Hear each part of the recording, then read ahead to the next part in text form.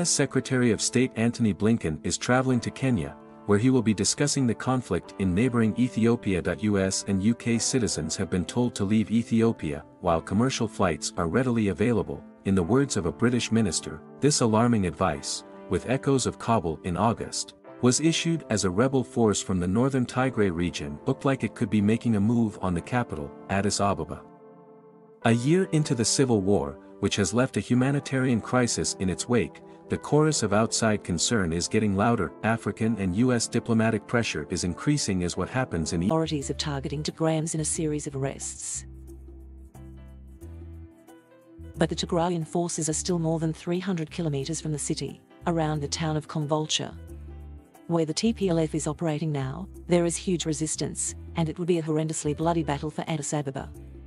He believes that taking the capital is being used as a threat in the same way that a nuclear power might use the possibility of launching its weapons. The TPLF has said that what it really wants is to enable aid supplies to get through to Tigray. The Ethiopian government has designated the TPLF as a terrorist organization, and the Prime Minister has vowed to fight on. "We will bury this enemy with our blood and bones and make the glory of Ethiopia high again," Mr. Abiy said earlier this month.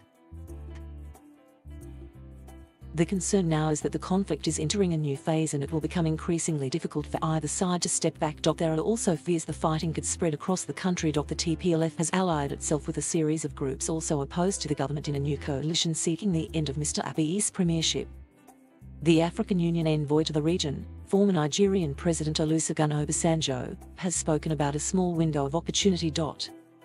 "Time is short for any intervention," he told the UN Security Council after he talking to both sides during a recent visit to Ethiopia. He is calling for dialogue and a political solution, though has not yet described how that could be achieved.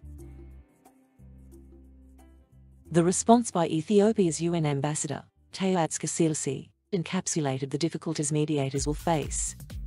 He said he respected the call for dialogue but then went on to describe the TPLF as a criminal group. TPLF spokesman Mr. Getachew, meanwhile, tweeted that most peace initiatives are mainly about saving Abiy, not about addressing the most critical political challenges in the country.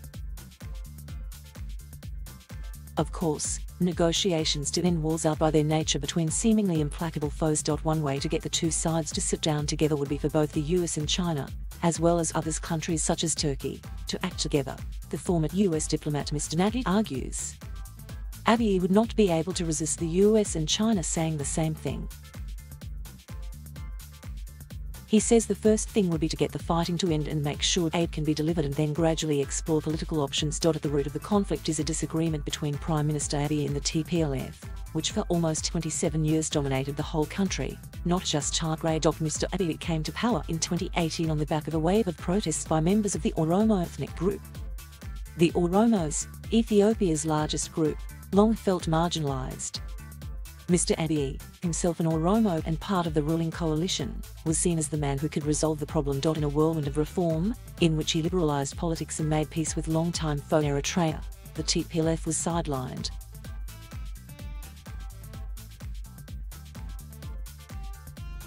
Thank you for watching. Please subscribe.